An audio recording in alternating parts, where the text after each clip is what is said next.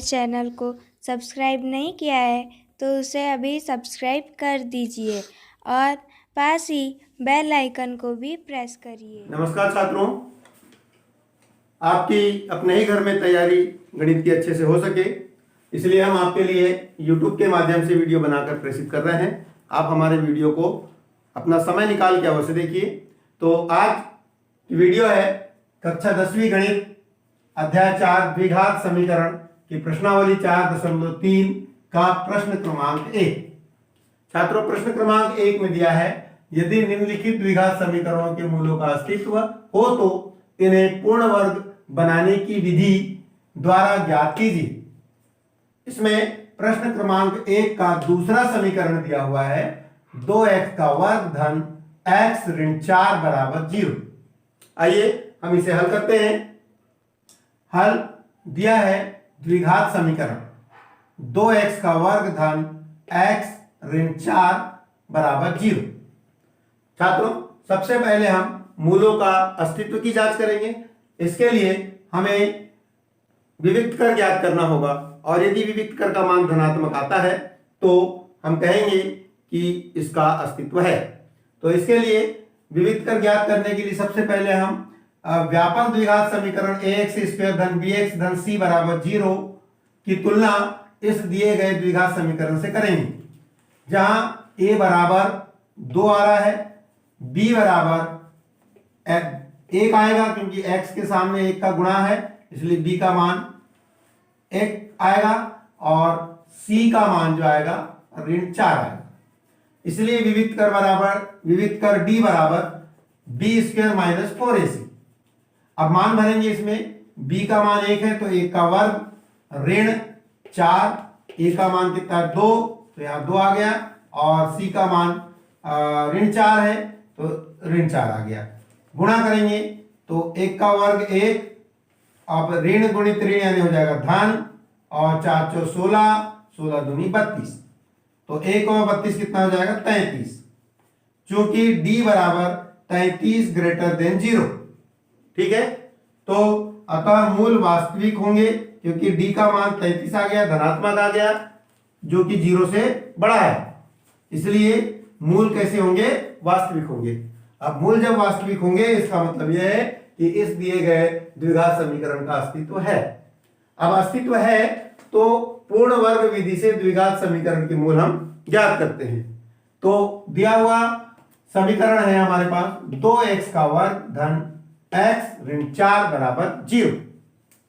इसको हम पूर्ण वर्ग विधि करने के लिए हम इस विस्तार में रखेंगे, क्योंकि हम जानते हैं कि a का वर्ग धन 2ab, a का वर्ग धन 2ab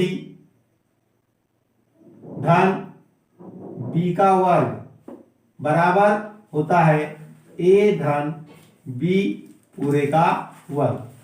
ये a धन b पूरे का वर्ग का विस्तार आता है, a का वर्ग धन 2ab धन b का वर्ग।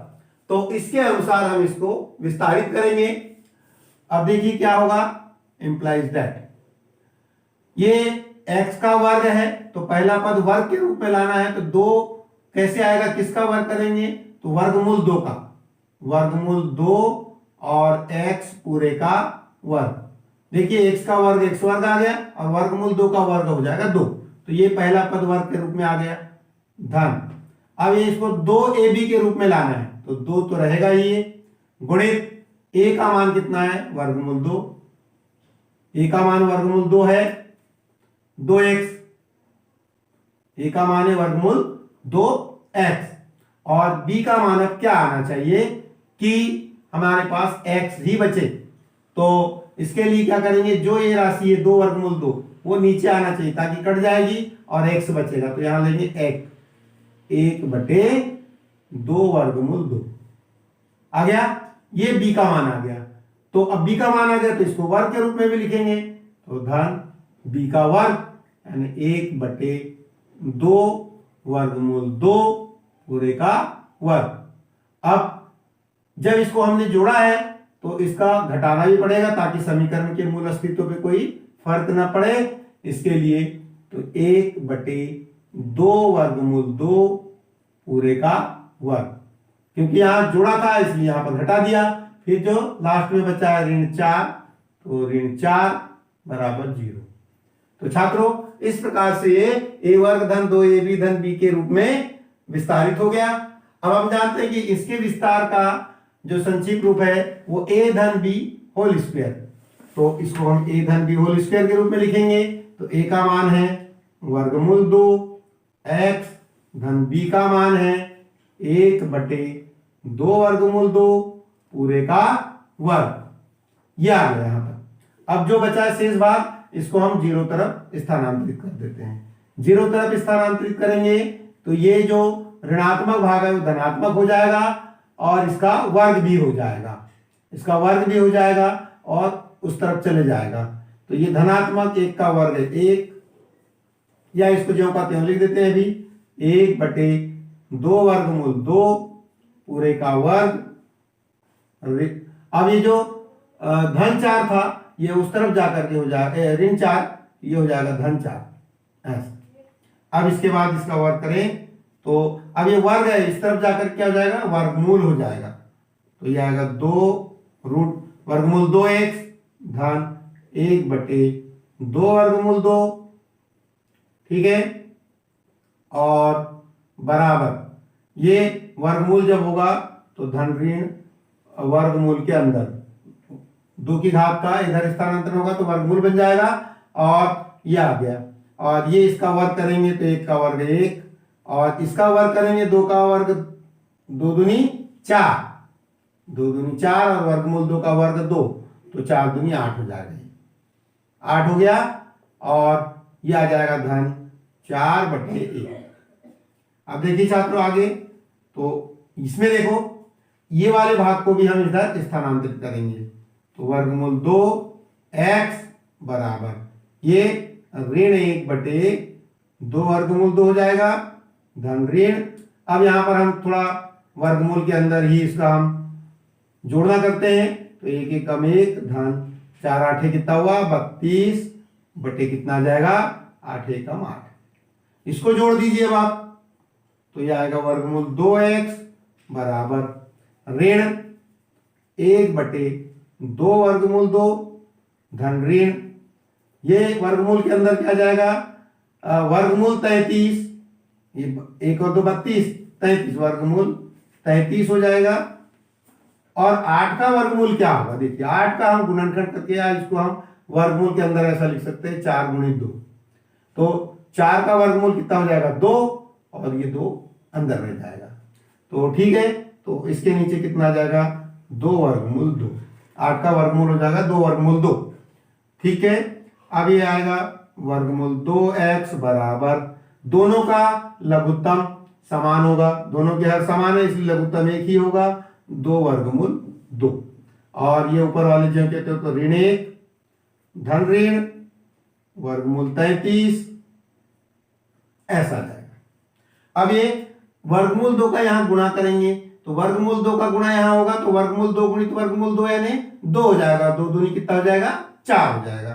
तो छात्रों ये x बराबर ये वर्गमूल 2 यहां चले जाएगा तो यह आ जाएगा ऋण 1 धन ऋण वर्गमूल 33 बटे ये वर्गमूल 2 का गुणा वर्गमूल 2 में होता 2 और 2 दूनी 4। तो इस तरह से x बराबर ऋण 1 धन ऋण वर्गमूल 33 बटे 4 आएगा। अब इनको धन चिन्ह और ऋण चिन्ह लेकर के हम अलग अलग कर लेते हैं। तो यहां लिखेंगे धन लेने पर और दूसरा ऋण लेने पर। तो देखिए धन लेने पर x बराबर क्या आएगा, इंप्लाइज दैट x बराबर यह आ जाएगा ऋण 1 धन ऋण नहीं सॉरी धन केवल आएगा, धन लेने पे यानी धन चिन्ह और वर्गमूल 33 बटे कितना आ गया 4। और यहां पर देखिए x बराबर क्या आ जाएगा ऋण 1 ऋण वर्गमूल 33 बटे कितना आ जाएगा 4। तो छात्रों इस तरह से हमने समीकरण के मूल ज्ञात कर लिया है। तो अब इसका आंसर लिख देंगे, आंसर अतः द्विघात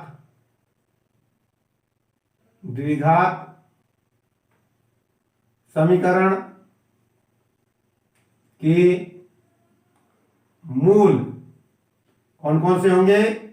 ऋण 1 धन वर्गमूल 33/4 तथा ऋण 1 ऋण वर्गमूल 33/4 होंगे।